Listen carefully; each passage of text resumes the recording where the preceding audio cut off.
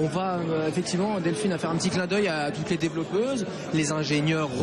On va retrouver la fondatrice d'une start-up qui s'attache, c'est de promouvoir les femmes dans la tech, les femmes ingénieurs, les femmes développeuses. C'est Laure qui l'a rencontrée tout à l'heure. Elle s'appelle Laure d'ailleurs aussi, Laure Ludwin, et son entreprise c'est Duchesse. Laure Ludwin Duchesse avec l'autre Laure, Closy. Dans le code, c'est exactement comme dans la finance, il y a très peu de femmes. Ici, il y en a autour de moins de 10%. 10%, c'est un maximum. À l'école 42, comme dans l'ensemble du secteur, je suis avec Ludwin Probst. Bonjour. Bonsoir. Vous êtes membre de Duchesse France. Alors Duchesse France, c'est pas du tout un groupe de princesses, c'est un groupe de femmes qui travaillent dans le code. En quoi ça consiste ? Exactement. Alors en fait, Duchesse France, c'est une association et notre but, c'est de mettre en avant et de promouvoir les femmes développeuses et les femmes qui ont des métiers vraiment tech dans l'IT. Alors combien il y en a des femmes développeuses ? Je pense qu'il y en a moins de 10% aujourd'hui et plus on va vers des choses techniques, moins elles sont nombreuses. Vous, par exemple, dans votre travail, est-ce que vous êtes nombreuses ? Dans mon travail, en général, je suis la seule femme. Et alors, seule femme, avec des codeurs, des développeurs, on imagine des garçons très sympathiques, mais comment ça se passe ? Ça se passe très bien parce que je trouve que le milieu des devs est super agréable en fait. Il n'y a pas énormément de problèmes. Enfin, les gens nous acceptent très bien. Donc on est dans un environnement de travail vraiment sympa. Alors Duchesse France, à quoi ça sert ? Alors en fait, on a envie de voir plus de femmes investir le milieu de l'informatique et pour cela, on a différents actes. Donc le premier, c'est tout simplement de les aider à s'affirmer dans le milieu.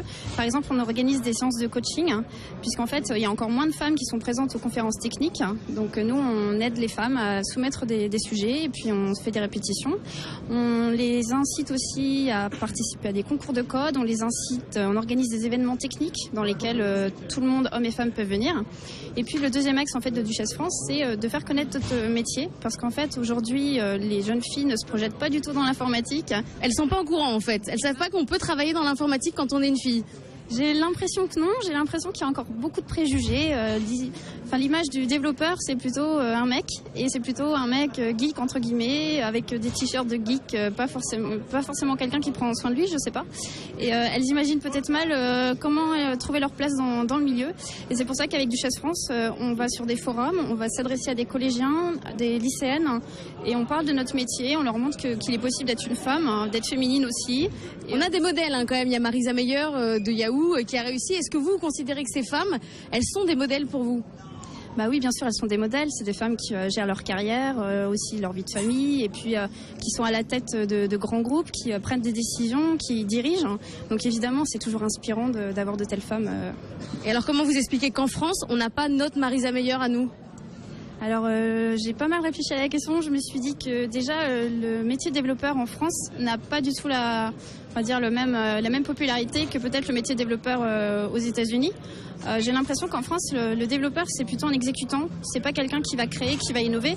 Et aux États-Unis j'ai plutôt le sentiment que les développeurs sont capables de monter leur boîte, ils innovent, c'est un petit peu comme des stars. Et en France c'est pas encore le cas. Peut-être que ça va changer parce qu'aujourd'hui on parle beaucoup de start-up, on parle beaucoup d'innovation. Peut-être que de plus en plus de personnes, développeurs ou tech, vont monter leur start-up et peut-être que les mentalités vont changer. J'espère. Est-ce que vous pensez que le gagnant de l'hackathon aujourd'hui, ou la gagnante, puisqu'il y a des filles, il y en a aussi moins de 10%, mais il y a aussi des filles, peut être un entrepreneur, pas juste un ouvrier de l'informatique ? Je pense que oui, en tout cas moi c'est comme ça que je vois mon métier. Je suis développeuse et je suis aussi créatrice et innovatrice. Et Vous voulez monter votre boîte ? Ouais, je pense que j'aimerais monter ma boîte dans quelques années, ouais. Voilà, les femmes au pouvoir, pas que dans la finance, mais aussi dans le code. Ludwin Probst, micro de Laure Closier. Laure qu'on va retrouver dans une seconde, vous restez avec nous, c'est la pub tout de suite.